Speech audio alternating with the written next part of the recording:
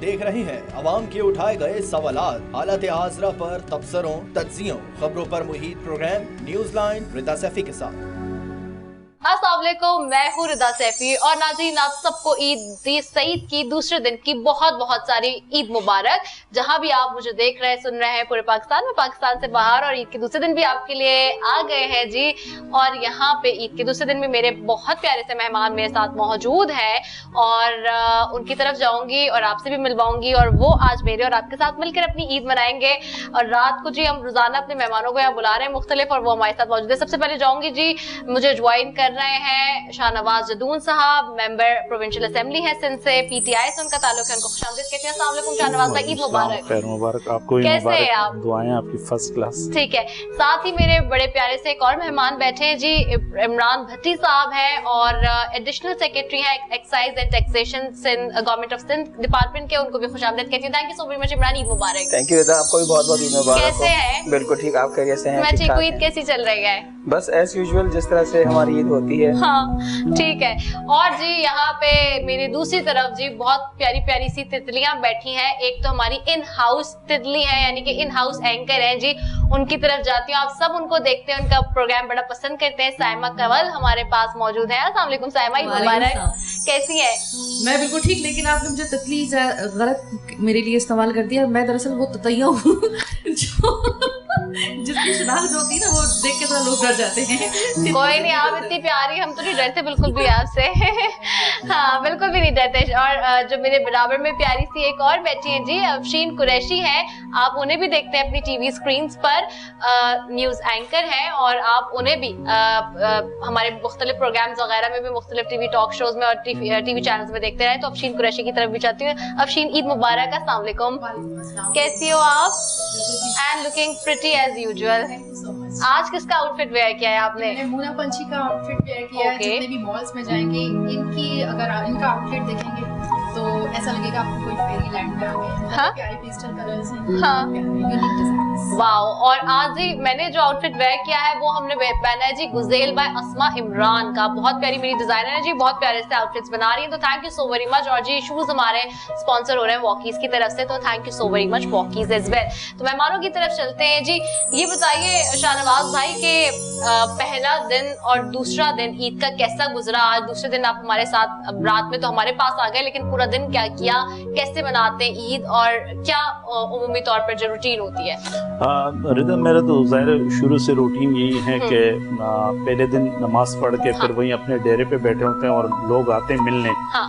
तो तकरीबन पूरा दिन उसमें निकल जाता है। लेकिन सेकंड डे जैसे आज मैं सुबह से लेके और फिर ज़ाहिर मेरा हल्का ऐसा है कि वहाँ मुख्तलिफ डेरों पे जाना, हमारे जो बुजुर्ग है उनके पास जाना, क्योंकि ये मेरी रूटीन जब मैं नाज़िम था 2002 से और 2005-3 ये मेरे चौथा इलेक्शन है कि 3 मतलब मैंने लोकल बॉडी के इलेक्शन लड़े। तो शुरू से मेरा रूटीन ये है कि मैं सेकंड डे और थर्ड डे फिर पूरे अपने हल्के में जो हमारे बड़े हैं बुजुर्ग हैं उनके पास मैं खुद जाता हूँ ईद मिलने। तो आज का भी सारा तकरीबन अभी आपके प्रोग्राम में आने से पहले पूरे उसमें सारे डेरों पे और बुजुर्गों के पास उनके घरों पे जाके उनको मुबारकबादें दी, और कल भी इसी तरह रूटीन। ये 3 दिन का तो यही रूटीन होता है हमारा। सही है।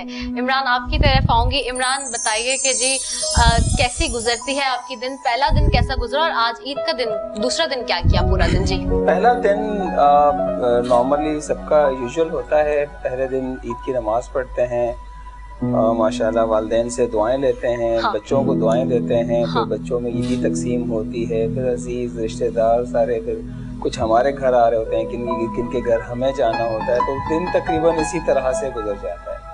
दूसरा दिन फिर वो हम रखते हैं कि जी चलें दोस्तों के साथ, अहबाब के साथ, हमारे साथ जो हमारे वाकिफकार हैं या जिनके साथ हम काम करते हैं, उनके साथ आना जाना, उनसे ईद की मुबारकबाद देना, उनसे ईद की मुबारकबाद देना। फिर कहीं कोई छोटी कोई दावत हो गई तो वो हमने अटेंड कर ली, उनसे मेल मुलाकात करके फिर दिन इस तरह से गुजरता है। सही, वेल डन जी।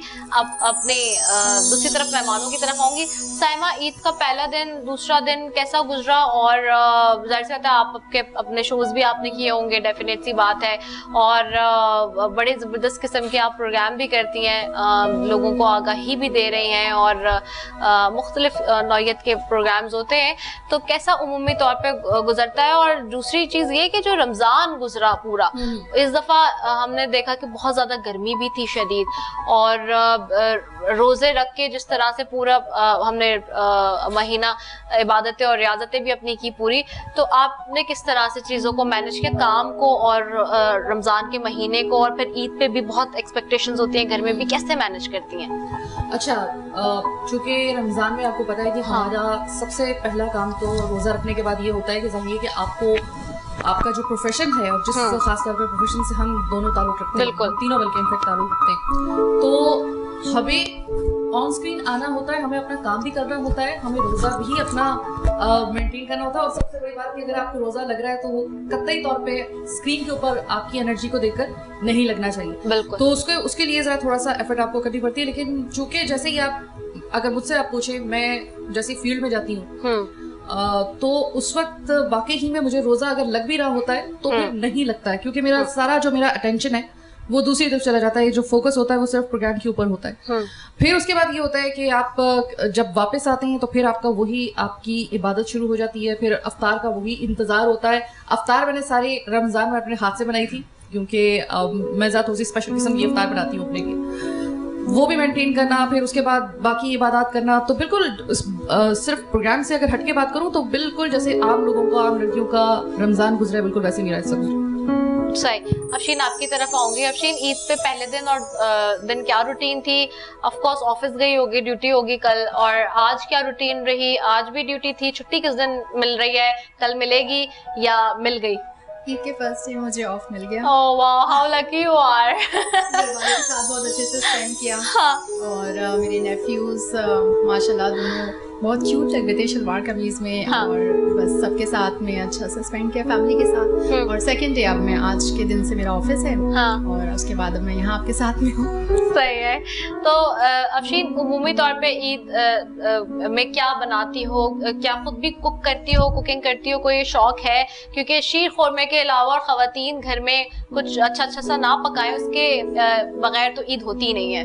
बिल्कुल। मैं यूजुअली चाइनीज की तरफ ज्यादा बनाने का शौक करती हूँ। पास्ता बना लेती हूँ मेरी तरह चाइनीज राइस, और वो मुझे भी बनाने का बहुत अच्छा शौक है। मैं ज्यादा स्पाइसेस नहीं खाती तो मेरे लिए यही थोड़ा सा बेहतर रहता है। बाकी यूजुअली मेरी भाभी कुक कर रही होती है, घर में अम्मी होती हैं, तो माशाल्लाह इतनी सारी खवातीन है, तो इसमें मेरा पार्टिसिपेशन किचन में थोड़ा उम्मीदी तौर पर कम ही होता है। हाँ। लेकिन ये कि मैं कोशिश करती हूँ कि somehow I be a helping hand। अच्छा, साइमा के बारे में मैं नाज़रीन आपको नहीं बताया, जिसको नहीं पता उनको जरूर बताओ। साइमा बहुत अच्छी कुकिंग करती हैं और मुख्तलिफ ओकेजन्स पे हमें ला के खिलाती भी है ऑफिस में ना, और हम बड़ा खुश भी होते हैं। और ना सिर्फ हमें बल्कि बाहर सबको खिलाती हैं। ये जो दावतें सब एंकर्स की इकट्ठी होती है ना मुश्तरका, वो ज्यादातर साइमा के घर पर होती है। साइमा, तो ये बताएं, ये शौक जो आया कुकिंग का, वो सिर्फ इस वजह से आया कि जी चूंकि अकेले आप रहती हैं, मुझे पता है सारा आप खुद चीजें मैनेज करती हैं बहुत ज्यादा, और एक अकेले रह के मैनेज करना बहुत मुश्किल होता है। लोग तो सिर्फ स्क्रीन पे हम सबको देख के शायद उम्मीद तौर पर ये समझते हैं कि जी तैयार होकर बस बैठ गई है और कोई काम नहीं है इनके पास, लेकिन उसके पीछे जितने काम होते हैं और जो घर में जितने काम होते हैं वो लोगों को नहीं पता उम्मीद तौर पे कि हम कैसे मैनेज कर रहे हैं। हाँ, आज से अगर ज्यादा नहीं, सिर्फ 3 साल पहले अगर आप मुझसे मालूम करती तो किचन में मैं जाके बिल्कुल ऐसे जैसे कि एक एलियंस आ जाते हैं किसी दूसरे प्लेनेट पे, तो वो मैं नमक मिर्च इस तरह ढूंढ रही होती थी कि हाँ, मुझे ये भी नहीं पता होता था कि नमक मिर्च कहाँ पे रखे हैं। हाँ, और धनिया पुदीना में क्या फर्क है। हाँ।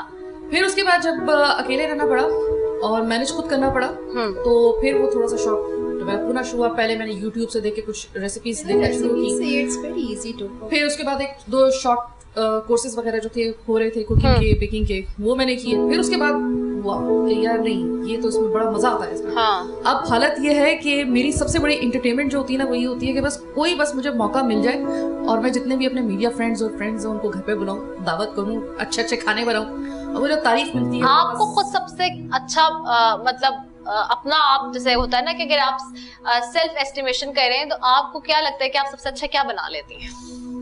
रिता, मीठे में कैंडी डिलाइट। वाह। और मुंह में पानी आ रहा है अभी।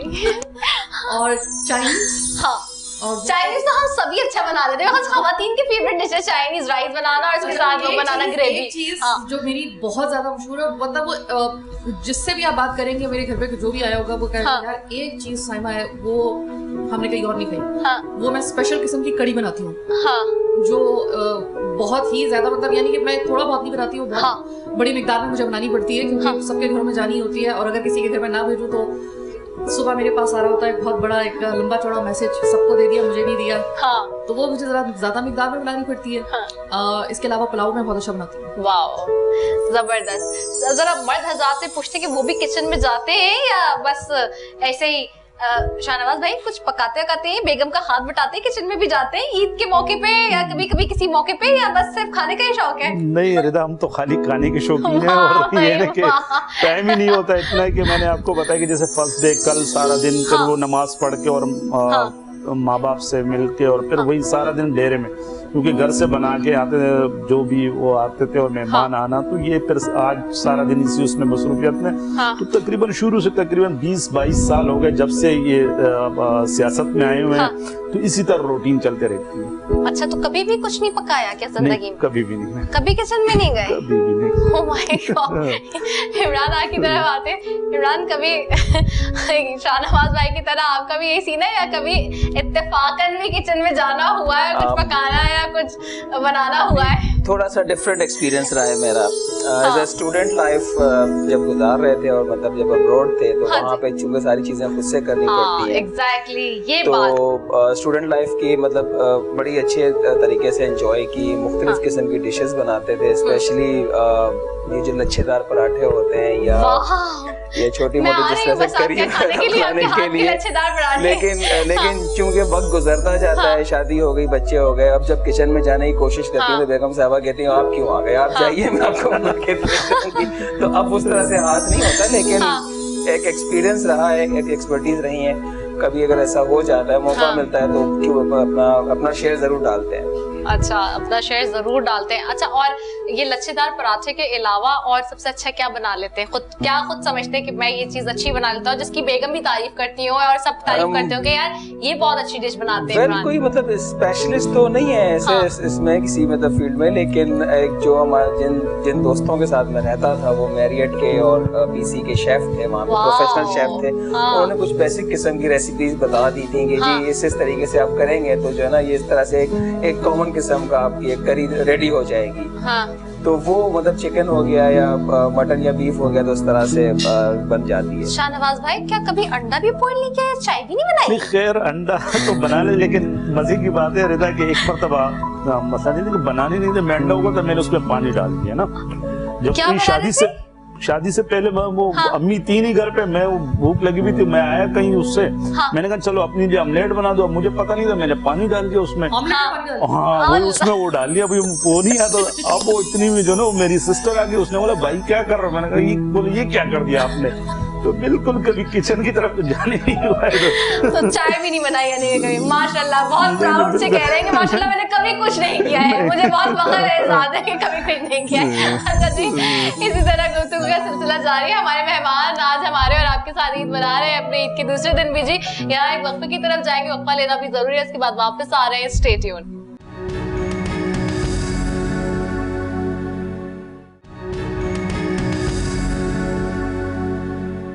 Welcome back. एक बताओ फिर ईद सईद के दूसरे दिन आप सबको ईद की बहुत बहुत मुबारकबाद। अहले इस्लाम को, अहले पाकिस्तान को, जहां जहां आप हमें देख रहे हैं, सुन रहे हैं। और हमारे साथ जी कीनोट बैंड भी मौजूद है, बड़ा जबरदस्त सा, जो पीछे आपको ये मीठी मीठी सी सुरीली सी जो धुन सुनवाई दे रही है जी, वो उन्हीं की है। और मेरे साथ बड़े प्यारे से सिंगर भी हैं और उनकी तरफ चलती हूँ। चूंकि मेरे पीछे लगा हुआ है ये बैंड, इसलिए मैं उनकी तरफ अभी मुंह नहीं कर सकती, लेकिन ये है कि मैं ऐसे कह सकती हूँ कि उनकी तरफ जाऊंगी और मैं चाहूंगी कि कोई अच्छा सा इस माहौल में एक प्यारा सा गाना हो जाए जी। बड़े खूबसूरत से सॉन्ग। पहले अपना नाम बता दो एक दफा। मायना जी शेरी है। शेरी, हाँ। मेरे बैंड का नाम जो कीनोट्स, हाँ जी, मेरे साथ मौजूद है इस वक्त। आरिफ भाई बैट पे हैं, दाऊद ढोलक पे हैं, जबरदस्त। और इकराम अली खान साहब का बड़ा खूबसूरत सा सॉन्ग आप सबकी नजर कर रहे हैं। चलो जी शेरी, यस।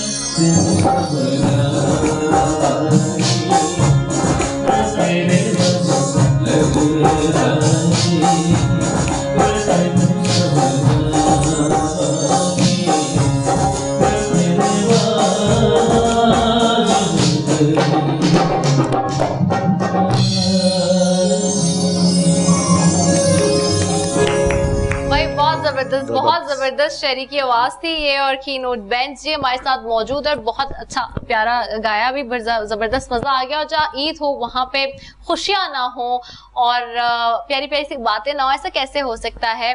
और हम अपने मेहमानों के साथ जी गुफ्तगू कर रहे हैं। मैं आती हूँ जी साइमा की तरफ वापस आऊंगी। साइमा अब ये बताइए कि हम सब ऑफ कोर्स बड़े तो हो ही रहे साथ में, लेकिन जो एक इस मीठी ईद का जो एक सबसे बड़ी खुशी होती है और सबसे बड़ा जो मजा होता है, वो मजा ये होता है कि जी हम सब ये चाहते हैं कि हमें बस ईद ही मिल जाए इस ईद में, और हमें ये इस ईद से प्यार ही इसलिए होता है कि जी सबसे ज्यादा मुझे तो प्यार इसलिए होता है कि जी मीठी मीठी सी ईदी भी हमें मिल रही होती है। तो ये बताएं कि ईदी अभी भी मिलती है, देती है, क्या रिवाज है इस वक्त? हाँ, जो ईदी लेने का अगर आप कहें, हाँ, पूरी दुनिया में सिर्फ 2 लोग हैं जो अभी भी मैं वहां से ईदी लेती हूँ। हाँ, बाकी सब लोगों को जितने भी अब ऐसा हो गया कि मैं ईदी देने वालों में से ही हूँ।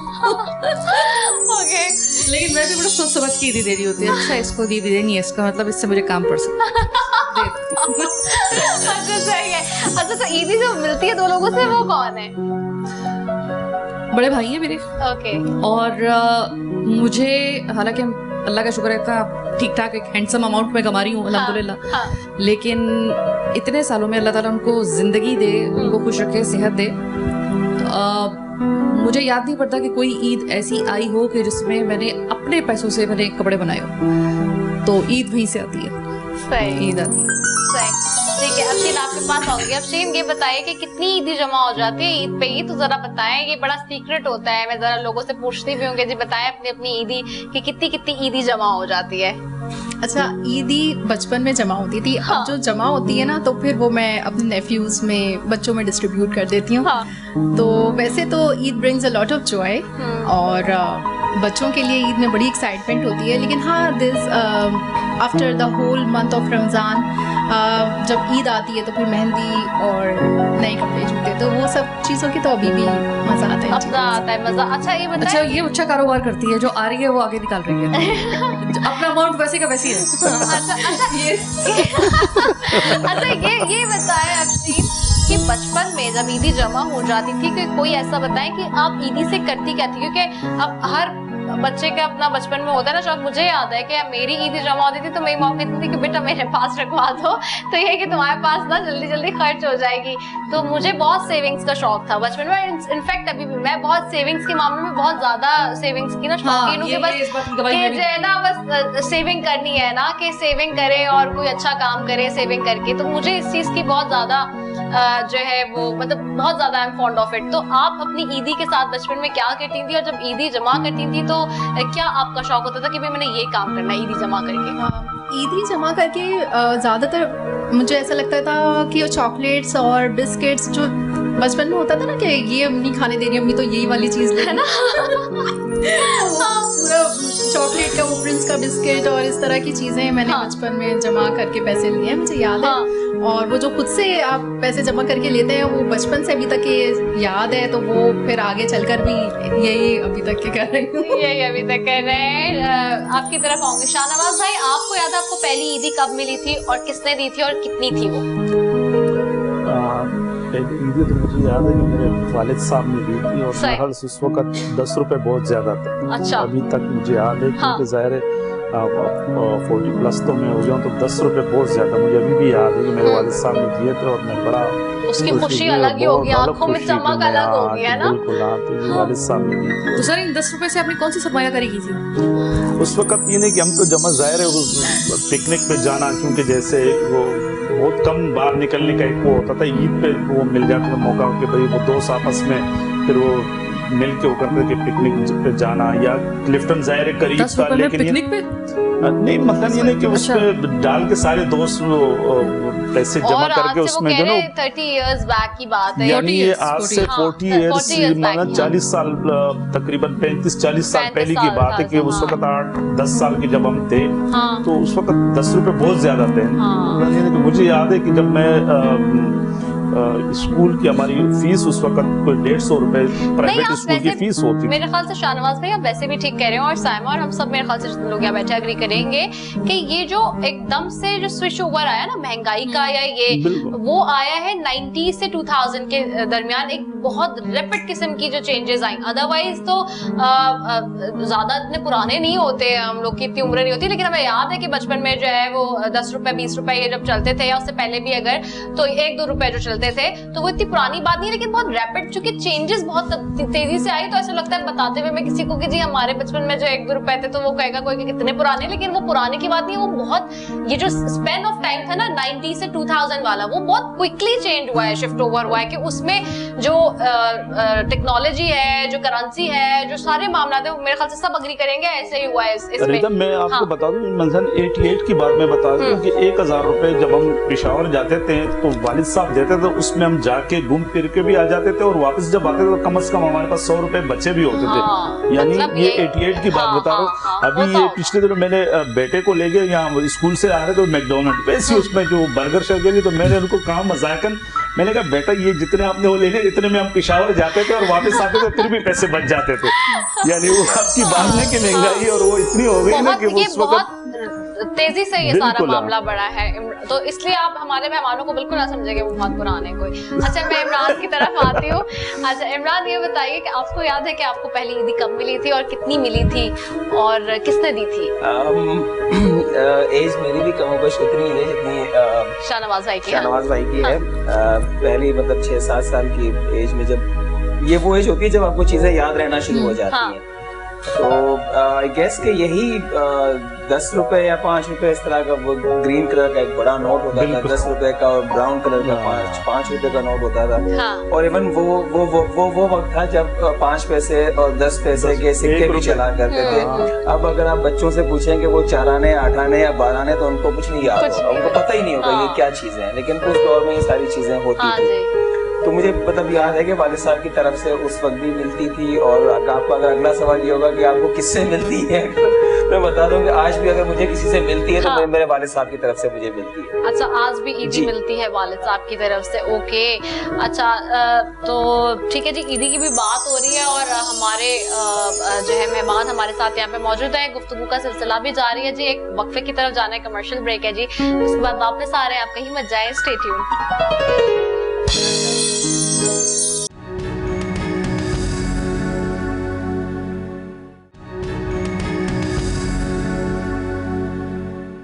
वेलकम बैक नाजरीन। और ब्रेक पे गए थे, ब्रेक पे जाने से वापस आ गए और ब्रेक से वापस आए तो जी बैंड की तरफ पहले चलते हैं और एक और इस अच्छे से माहौल में उनसे कहते हैं, फरमाइश करते हैं कि जी एक और कोई गाना गुनगुना दें या सुना दें, ताकि हम जो है यहाँ पे जो माहौल बन जाता है एक सीरियस किस्म का, वो थोड़ा सा उसको लाइटर नोट पे लेके जाते हैं। ईद का माहौल है तो शहरी, over to you. Punjabi song की तरफ से गीत चलते हैं।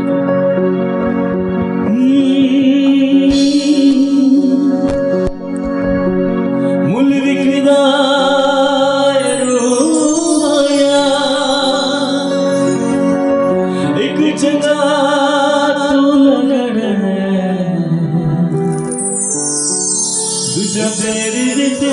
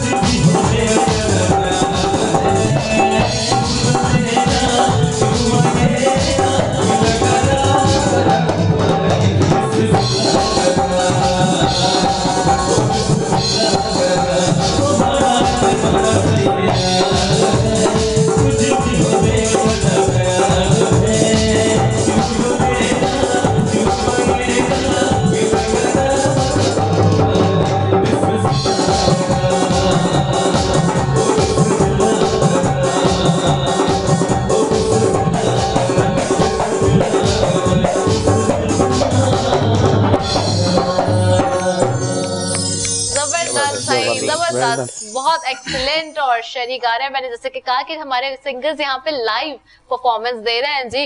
कल मिद्दत थी, उन्होंने बड़ा प्यारा गाया। आज शहरी बहुत अपनी खूबसूरत आवाज में जादू जगा रहे हैं। और जैसे कि आप जानते हैं नाजरीन के लाइव गाना, मैं कहती हूँ एक बहुत बड़ा आर्ट होता है और उसमें सुर उतार चढ़ाव करना बहुत जबरदस्त किस्म की बात होती है। तो hats off to all our singers जो कि इस जदीद दौर में लाइव जब परफॉर्म वो करते हैं।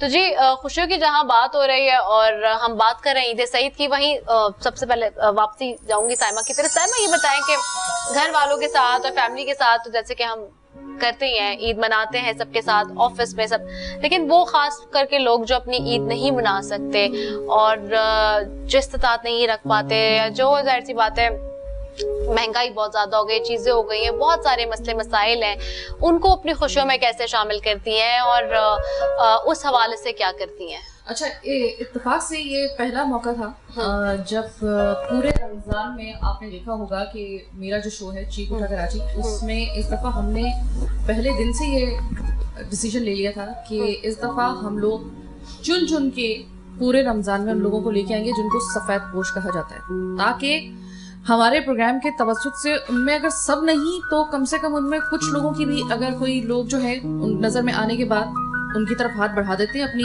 ईद की खुशियों में शामिल कर लेते, तो बस हमारी काविश कामयाब हो जाएगी। लेकिन शायद नीयत अच्छी थी कि अल्हम्दुलिल्लाह कि पूरे रमज़ान में हमने जितने भी प्रोग्राम किए, अल्लाह का शुक्र है कि तमाम के तमाम लोगों के लिए, तमाम, क्योंकि लोग तलाश कर रहे होते हैं और हुक्म भी अल्लाह ताला ने यही दिया है कि ऐसे लोगों को तलाश करो, राइट, अपनी खुशियों में उनको शामिल करो। तो आज मुझे बड़ी खुशी हुई कि बहुत सारे बच्चों को, जिनके घरों के अंदर मैं प्रोग्राम करके आई थी, उनके बच्चों को कपड़े मिल चुके हैं और वो कह रहे हैं कि भाई फला बंदे ने प्रोग्राम देखा था, उसने जाके हमें इस तरीके से बच्चों के कपड़े आ गए। तो आपकी ईद मुकम्मल होती ही नहीं है उस वक्त तक, ये अल्लाह के हुक्म के मुताबिक, जब तक आप अपनी ईद के दिन, आपको हुक्म दिया गया है कि अपने इर्द गिर्द देखो, जो लोग ईद नहीं मना सकते हैं उनको शामिल करो, उनका ख्याल रखो। बिल्कुल, आपकी ईद मुकम्मल ही नहीं होती तो ईद अगर आप सिर्फ ये समझ रहे हैं कि सिर्फ आपके जर्क बर्क लिबास पहनने का, अच्छे अच्छे खाने का दिन है, नहीं, आपका सबसे पहला, अल्लाह ताला ने पहले दिन का जो पहला आपका नमाज के बाद पहली चीज आप पे वाजिब की है वो फितरा किया, इसी किस वजह से किया है। बिल्कुल, तो यहाँ से अंदाजा होता है कि अल्लाह ताला जो है वो मिल बांट के खुशियों को बांटने में ये कितना अल्लाह ताला ने हुक्म दिया इस चीज का, तो जाहिर है उसके बगैर तुम नहीं है मुकम्मल ईद। बिल्कुल, आपने सही कहा। शीन, आपके पास आऊंगी, आप कैसे शामिल करती हैं उन लोगों को, खास तौर पे जो ईद नहीं मना पा रहे होते, उनको खुशियां पहुंचाना और उनके दुख में कैसे शामिल होती हैं? आस पास के लोगों को अगर देखा जाए तो सबसे पहले तो जो हमारे यहाँ मेड्स आती हैं काम करने, तो डेफिनेटली वो भी ईद मनाना चाहती हैं, लेकिन आजकल जो टेलर के नखरे और ये सब चीज़ें हो गई हैं, तो मुझसे खुद ही डिस्कस किया मेरी मेड ने, तो मैंने फिर उसको उतना ही अमाउंट दिया जितना हम लोग अपना सूट सिलवाने के लिए दे रहे होते हैं। तो मैंने कहा जाहिर है टेलर कोई उनको डिस्काउंट तो ऑफर करेगा नहीं, और ना ही उनको कोई इस तरह से ईजिली अवेलेबल होते हैं ड्रेसेस, तो जो इस टाइप के वो ड्रेसेस पहनती हैं उसी में खुश होती हैं, तो फिर उनको उसी तरह से फिर मैंने अपने साथ शामिल किया। मैंने कहा बिल्कुल, बहुत अच्छी बात, बहुत अच्छी बात, बहुत अच्छी बात, बहुत प्यारी बात। शाहनवाज भाई, आपके पास आऊंगी। आप घर वालों के साथ, सबके साथ तो ईद मनाते हैं, लेकिन और दीगर क्या रूटीन होती है और कैसे उन लोगों को शामिल करते हैं, जैसे कि हम बात कर रहे हैं खास तौर पे? देखिए रिदा, जाहिर है हम हल्की की पॉलिटिक्स करते हैं और हमारे लिए तो बहुत ज्यादा, जैसे मसलन रमजान शुरू होते हैं तो शुरू से ये रूटीन है कि जाहिर है उनके लिए वो करते हैं, फिर खासकर ईद का तो ये खुद भी करते हैं और फिर दोस्तों से जो भी मुखीर हज़रात हैं उनसे भी करवाते हैं। जैसे अभी बहन ने कहा, तो ये कि काफ़ी हमारे तरफ देखते हैं और आते हैं लोग, खासकर ये फितरे का जो ये इसलिए इस्लाम में हो गया कि भाई नमाज से पहले दे दे, तो ये ताकि कोई मुस्तहिक हो तो वो अपने बच्चों को या खुद जो ना उस ईद की खुशियों में शामिल हो जाए। तो हमारी तो रूटीन ये पूरे रमज़ान भी चलती रहती है और फिर ईद जब करीब आते तो बहुत से, क्योंकि मेरा हल्का भी ऐसा है कि वहाँ पर ज़्यादातर मुस्तहिक हैं, क्योंकि कच्ची आबादी हैं तो वहाँ तो ज़्यादातर, तो हमारी तो शुरू से फिर खुद भी करते हैं और दोस्त जो हमारे मुस्तहिक है तो उनको बीच में इन्वॉल्व करते हैं कि भाई ये फैमिलीज़ को ज़रूरत है, और ये तो माशाल्लाह काफ़ी हमने किया, अल्लाह कबूल फरमाए, और जिन्होंने डोनेट किया तो उनकी भी अल्लाह ताला कबूल फरमाए। इमरान, आपसे भी यही सवाल है मेरा। हाँ, मैं यही कहूँगा कि शायर ने खूब फरमाया था कि दर्द दिल के वास्ते पैदा किया इंसान को, वरना ताअत के लिए कुछ कम न थे कर रो बयां। बिल्कुल ऐसा है। और बहैसियत मुसलमान हमारा सबसे पहला ये होता है कि जी चैरिटी बिगिंस एट होम। पहले हम अपने आसपास में देखें, अपने अजीज रिश्तेदारों को देखें जो हमसे किसी तरह से अंडर प्रिविलेज्ड है, उनको फिर हम आस पड़ोस में देखें कि हमारे जो पड़ोसी हैं वो कितने मतलब उनको अपनी खुशियों में हम शरीक करें, और फिर इसी तरह से अपनी हैसियत के मुताबिक अपना दायरा कार जो है वो वसी करते चले जाएं। सही, बहुत अच्छी बात आपने की।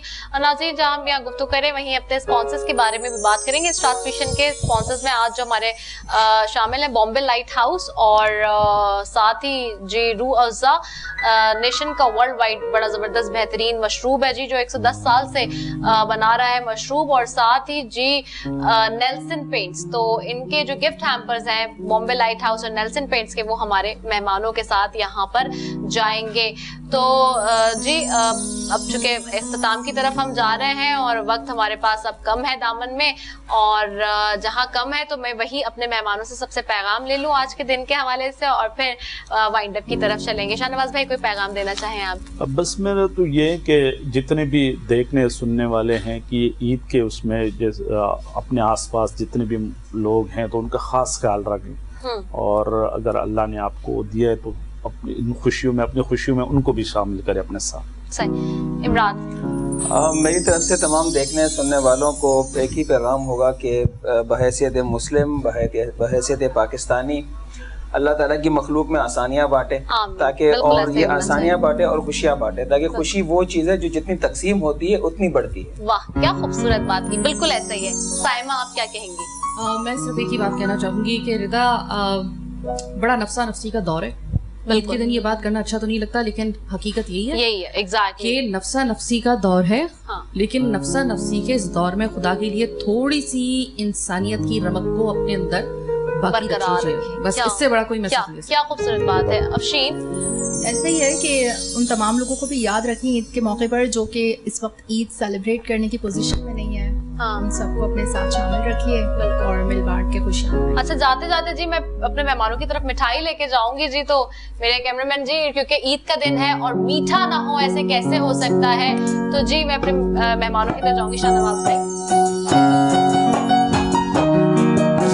शुक्रिया जी। ईद के दिन मीठा ना ऐसे कैसे हो सकता है? अफशीन?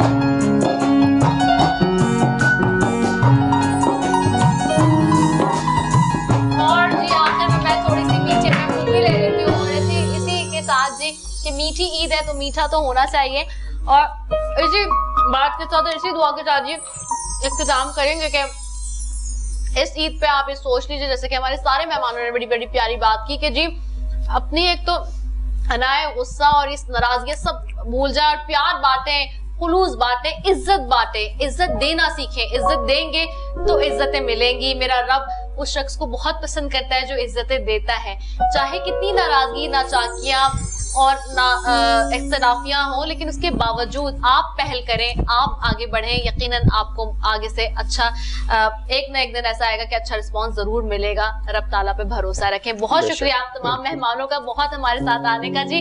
तो यहाँ ईद के दूसरे दिन जी इख्तिताम को पहुंचता है अपना प्रोग्राम। कल इंशाल्लाह फिर मुलाकात होगी। अल्लाह हाफिज।